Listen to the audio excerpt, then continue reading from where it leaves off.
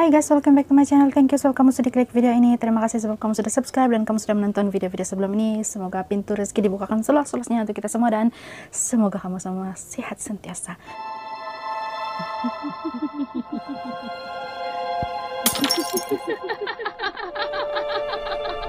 Oke, dalam segmen cerita seram Jumat kali ini kita akan membawa sebuah cerita tentang perjudian. Cerita ini dihantar oleh seorang sahabat Facebook saya yang bernama Andi, bukan nama sebenar, macam biasa. Dia menceritakan pengalaman dia punya dua orang paci dia yang dia tidak pernah jumpa. Tapi cerita ini diceritakan oleh paci dia yang lain. So, dua orang paci dia ini bernama Sufyan dan juga Ahmad. Sufyan dan Ahmad ini membesar di rumah anak yatim. Sufyan dan Ahmad ini merupakan adik-beradik yang merupakan anak yatim piatu. Mereka kehilangan ibu bapa mereka semasa kecil dan oleh kerana sanak saudara pun susah, jadi tiada yang mampu untuk menjadi penjaga mereka. Jadi mereka membesar di rumah anak yatim, etc. Mereka membesar dan salah satu kegemaran mereka yang sama ialah membeli nomor ekor. Jadi nomor ekor ini kira judikan. So, pada satu saat mereka sudah membelanjakan banyak untuk membeli nomor ekor, tapi tidak juga jadi kaya. So, si Sufyan dengan Ahmad ini berpikirlah macam mana kita menjadi kaya dengan senang. Kita harus menjadi kaya, jangan kita menjadi pemain judi tapi kita tidak kaya-kaya, dia bilang si Ahmad. Jadi si Sufyan pun bilang, saya rasa saya tahu ada satu tempat yang ada bomo dari Siam, Sufyan cakap. Si Ahmad ini pun bertanya-tanyalah. Dorang bersoal jawab, kan lepas tu las-las dorang bersetuju untuk ke rumah bomo tersebut. Macam mana dorang tahu lokasi rumah si bomo? Sebabnya kawan si Sufyan yang kasih kenal tu bomo. Kawan dia ni pun seorang pemain judi yang tegar juga. Oke, kita sambung cerita ya.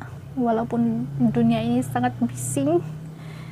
Jadi masuklah kan si Sufyan sama si Ahmad di rumah bomo tersebut. Lepas tu dorang duduk manja di depan bomo dan bomo pun cakap, saya tahu kenapa kamu datang sini. Kamu mau menang nomor ekor kan? Sufyan dengan Ahmad pun wow, terkejut dan kagum sebab ini first time dorang jumpa bomo yang baru dorang duduk sudah kena cakap begitu. Lepas itu tepat pula tekaan itu bomo. So, si bomo pun bilang, saya boleh bantu kamu berdua menjadi kaya, bahkan menjadi sangat kaya. Tetapi jika kamu menuruti dua syarat ini, dia bilang. So, bilang si Ahmad, apa syaratnya Tok Bomo? Tok Bomo itu pun cakap, senang saja syarat saya. Pertama, kamu harus menitiskan darah kamu di kain yang saya bagi pada kamu ini. 2 helai sapu tangan.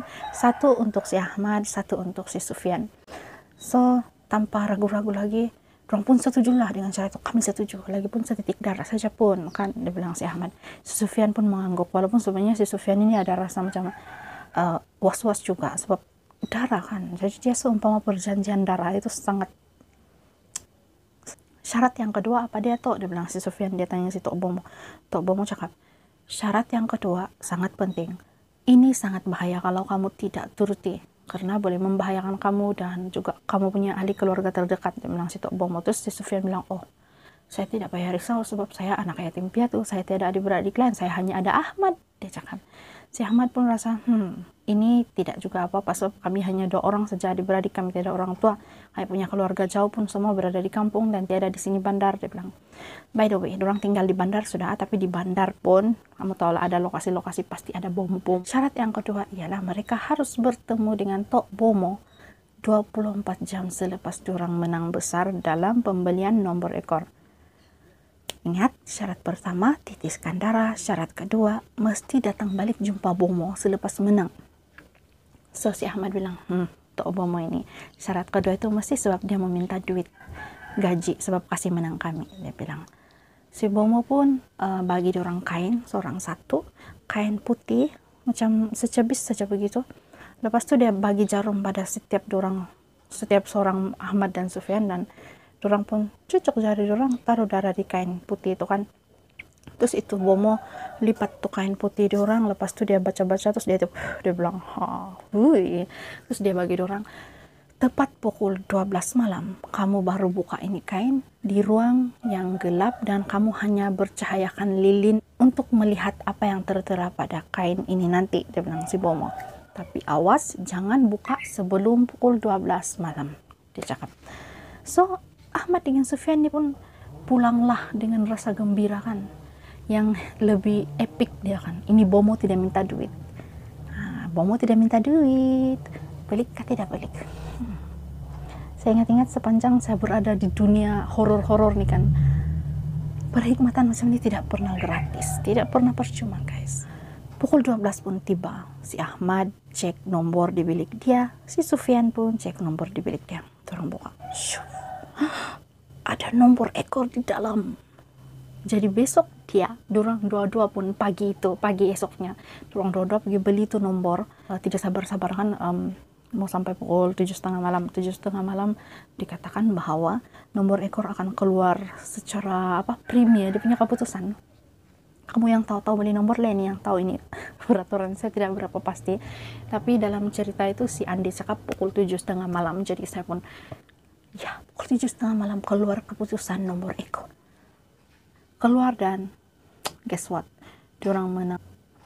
Dan si Ahmad dengan si Sufyan, setiap seorang mereka menang 200k. Nah, jadi 200k itu banyak tuh kalau tiba-tiba dapat secepok 200k kan. Sebab 200k itu mereka tidak membeli terlalu banyak, dia bilang si Andi. Dorang beli sedikit saja tuh nomor, saya pun tidak pasti apa maksud dia, tapi sebab dorang mau tes saja dulu betulkah tidak ini Bomo ada power, jadi dorang beli beberapa ringgit saja, dia bilang. So dapat 200k seorang, yang Sufyan 200k, Ahmad 200k. Dorang pun berjoli-joli, berpesta pora, membeli barang itu ini, beli moto itu ini kan. Dorang menghayati kemenangan dorang lah yang besar tuh. Tapi dorang lupa mau balik di rumah Tok Bomo selama 24 jam selepas dorang menang duit 200k. Padahal tuh Bomo sudah cakap sangat bahaya untuk kamu kalau kamu tidak kembali kepada saya dalam masa 24 jam selepas kamu menang. 3 hari selepas itu Ahmad mengalami kemalangan. Dalam kemalangan itu dia patah kaki. 3 hari selepas Ahmad kemalangan lagi, Sufyan pula kemalangan. Dalam kemalangan itu Sufyan patah tangan.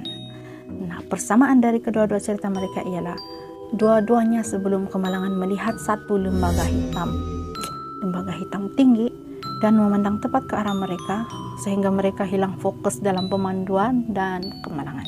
Mereka akhirnya perasan yang hidup mereka porak-poranda selepas menang duit nomor ekor itu, sebab mereka lupa untuk kembali ke rumah Tok Bomo. Lambat. Pas itu dorang dengan keadaan yang seorang begitu-gitu berjalan, seorang tangan berbalut begini kan, balik ke rumah Bomo. Pas itu Tok Bomo cakap, maaf saya tidak dapat tolong kamu. Sudah sebulan lebih kamu mendapat uang itu, tapi kamu baru kembali kepada saya tidak mampu sudah menolong, sebab kamu telah melakukan perjanjian darah dengan makhluk itu, tapi kamu tidak tunaikan untuk kembali di malam kamu menang, dia bilang si Tok Bomo. Jadi si Ahmad dengan Sufyan ini pun balik, orang berbincang lah, macam mana kita ini, hidup kita ini begini sudah, dia bilang. Dorang begitu sebab setiap malam dorang kena ganggu di rumah. Even masa dorang di hospital lagi yang dorang kena rawat, sebab kaki dan tangan patah itu pun kan dorang selalu kena ganggu dengan hantu-hantu di hospital. Balik ke rumah ada lagi hantu di rumah. Tidur tidak lena, siang malam kena gangguan. Jadi dorang tidak tahan lama-lama kan dorang panggil ustad, mau jumpa ustad. Dorang berusaha untuk menghilangkan gangguan melalui keagamaan. Dorang insaf sudah dorang beli nomor, tetapi sayangnya bagi si Ahmad tiba-tiba meninggal karena sakit jantung selepas 2 bulan kejadian mereka berjumpa Bomo itu. Si Sufyan ini pula menganggap itu mungkin sudah takdir dari Tuhan, mungkin inilah yang sudah tertulis, ataupun mungkin juga ini kesan-kesan buruk daripada kami pergi jumpa Bomo. Si Sufyan ini pula terus insaf, terus melakukan ibadah dengan baik, terus dia jadi seorang muslim yang taat pada agama. Dan akhirnya si Sufyan ini berhenti sudah gangguan dia tiada sudah, tapi dia sudah kehilangan satu-satunya adik-beradik dia, yaitu Ahmad. Begitulah cerita dia guys.